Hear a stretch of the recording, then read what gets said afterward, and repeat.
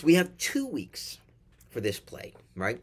Although if you watched the back it on film version of this, hopefully you watched it all the way through, right? I don't think this is as good if you do cut it off in the middle. It's fine if this is a you watched the whole thing and now you're sort of getting into the text and trying to figure out what's going on, right? But I think it's really important to take this play and sort of examine the way that you feel watching it, right? And again, right, we talked about these interpretations and the way that we feel about things before. And we really talked about this in terms of the fact that you may watch this and be disappointed, bored, frustrated, that you can't believe that this is what you're watching and that this took an hour and a half, 2 hours to watch. Why is this happening, right? But I think that those are all natural responses to it, right? You may have watched this and felt very strongly about it in a different way, right? Not everybody does, right? Some people do look at this and they say to themselves, I don't understand what's going on. This is a bunch of junk. But I think other people are able to look at this and connect it with something in their own lives. And you may, again, right, when I say that, say there is no way anybody can connect to this, right? This doesn't make sense. If people can connect to this, they need to see somebody, right? I don't think so, right?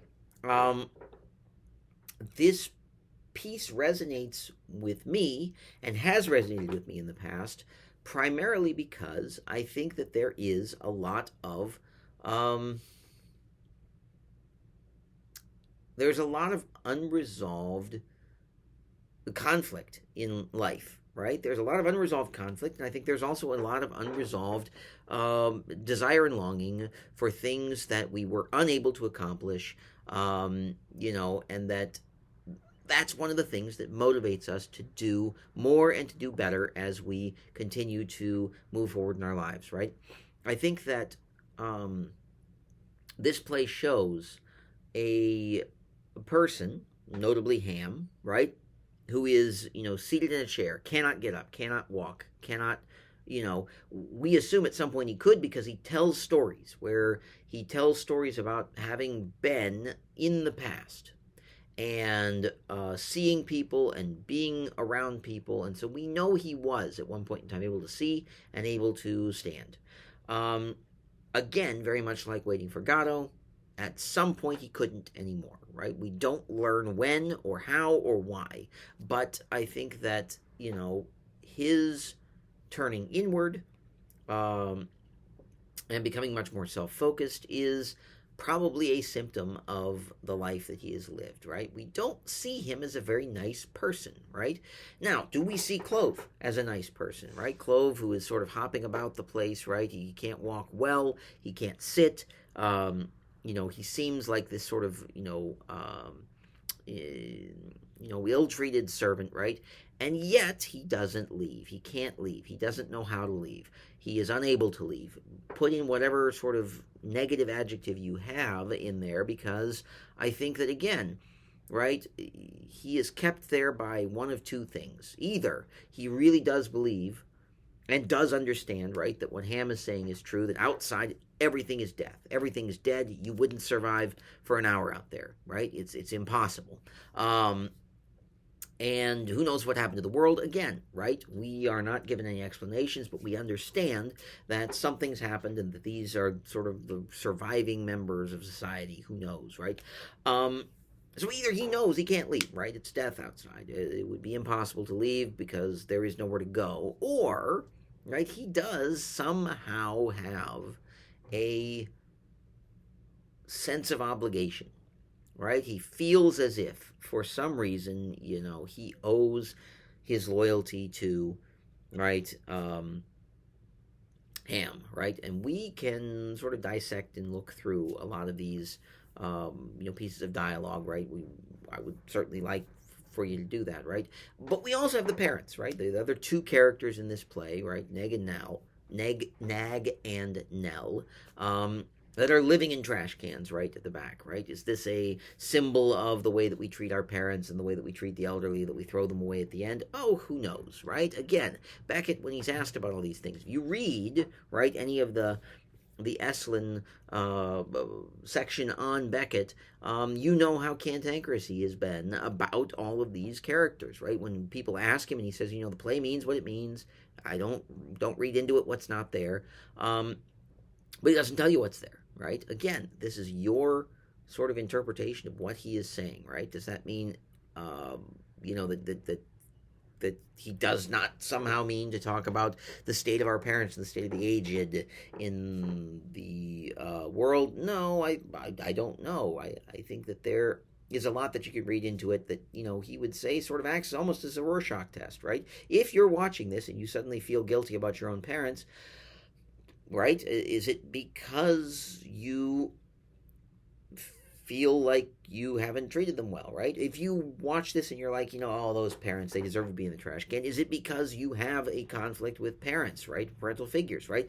Certainly, I think there are people from around the world who've watched this play, who've seen it, and who have responded to it in various different ways because of their own lives, right? I think that when we talk about theater holds up a mirror, this type of theater especially holds up a mirror to the viewer and says, your reactions to this, I think, are going to be devoid of external interpretation in many cases because it's hard to figure out exactly what is meant by any of this, right?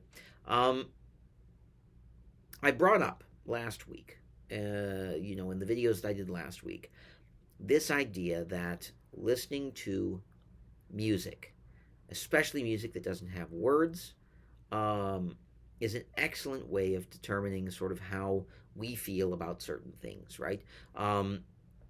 That listening to music that is aggressive or loud, or music that is beautiful and piano driven, or music that is full of kind of nonsensical words, right, but that are very airy and light, right? If we have reactions to them, right, that we kind of can interpret that as the fact that those kinds of melodies, those kinds of feelings are what move us, right? Maybe we're moved by strong emotion and we love listening to loud, angry music because it is so emotionally connected with us, right? Some people love symphonies and orchestras for that reason, right? It's an overwhelming amount of sound that comes out and sort of, hits you all at once, and there's a lot of strong emotion that can come from that, right?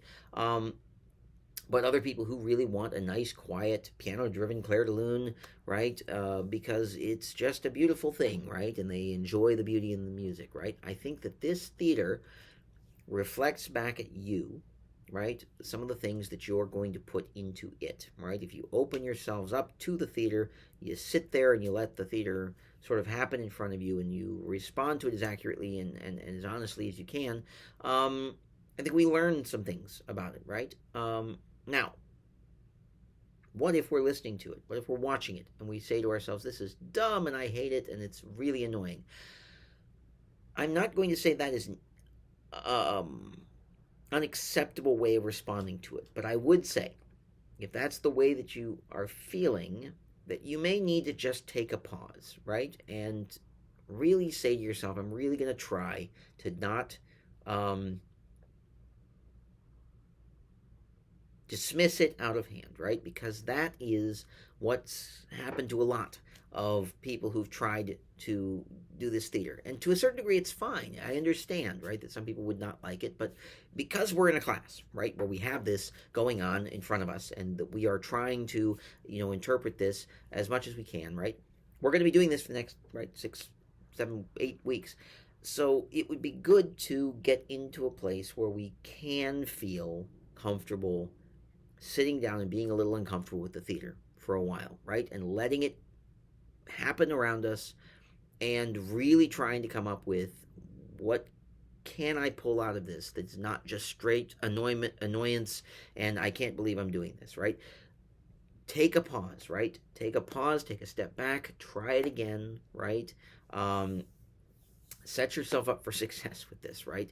And remember, right, we've got 2 weeks of this particular play because we're sort of learning how to lean into it. So, right, this week is more about seeing it and experiencing it and talking through sort of the first half of the play, right? So, back with a little bit more, just a little bit more after this.